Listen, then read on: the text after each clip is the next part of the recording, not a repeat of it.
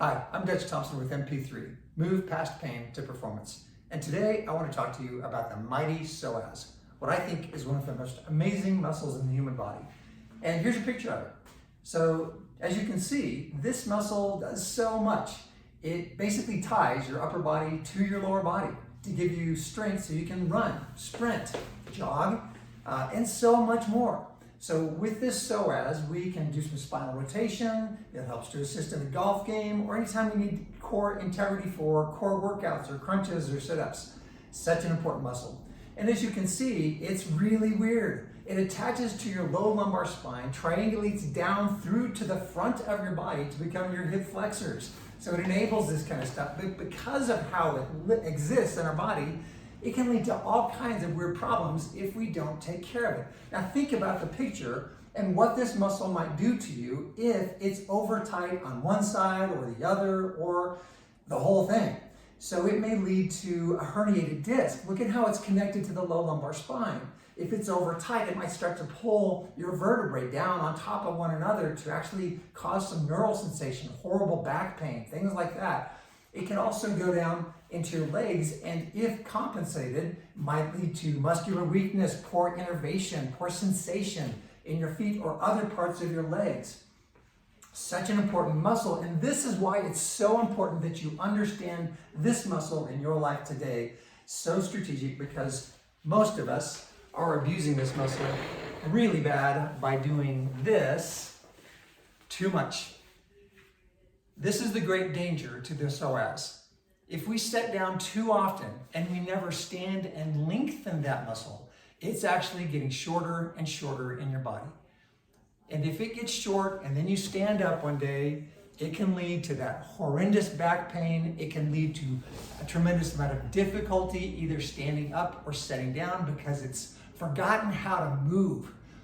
So we need to strengthen and lengthen this muscle. And today I just want to give you one of my favorite ways to lengthen this muscle. I'll show you some other techniques in a video I will publish after this one that shows you another couple of good exercises for the psoas lengthening.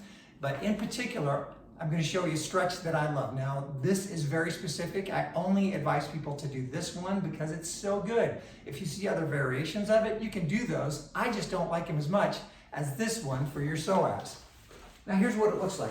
Usually I do it in a chair like this, but you're not going to be able to see what I'm doing very well because the chair's in the camera. So I'm going to turn around the chair in a way that I never do it so you can see what's happening. I'll do this in my right leg so you can see how this works. I've got the seat kind of situated behind me and my back foot's up on the armrest. My front leg is not hitting the front armrest and I'm got my knee supported in the chair. And my body can be very upright in this position. Stand near a wall if you're using a swivel chair like this. I've got pretty good balance, so I'm not worried about it. Or find a good stable structure where you can kind of mimic this action. What I don't want you to do is have your foot way up at your bottom or any higher than basically what I'm doing right now.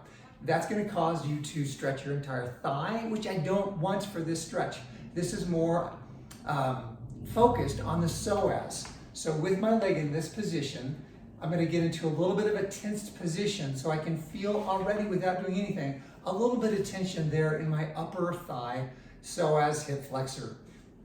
Now in this position, I'm going to do a posterior tilt. That's where we kind of tip our bottom down, crunch our core a little bit, and I'm flattening my low back. So again, just can bring some activation to my core, so my bottom's going down. It's a micro movement, but when I do that just right, in the right way, at the right time, I'm going to feel a lot of intensity in my psoas. And I'm talking about on a scale of 1 to 10, let's say in 4, an intensity level of a 5, maybe a 6. And we're going to pulse this stretch. It's a dynamic stretch. There's movement involved. I'm going to have a tall posture as I do this stretch. And I'm going to posterior tilt, tensioning about 2 seconds, slackening about 2 seconds, tensioning about 2 seconds. And that tensioning, again, I'm flattening my back, I'm tightening my core, and I'm going to go back and repeat that about 8 times. Now, for some of you, your psoas is so tight, just getting into this position or trying to get in this position may be all you want to do. Or then maybe once you get there, you only want to do this 2 or 3 times, not 8 or 10. but this is a way to start lengthening that psoas and identifying if it's in fact causing some of your pain and dysfunction. I would do this test on both sides, and if you find that one side is significantly tighter than the other, you'd want to then do that stretch on the tighter side maybe 3 or 4 times more often. This stretch, if you find that this is super tight in your body, I'd recommend doing this a couple times a day. So I'm going to show you some additional drills that I like for the psoas lengthening and a little bit of strengthening in the next segment. But for today, do your stretch, take care of your psoas. This is Dutch Thompson with MP3.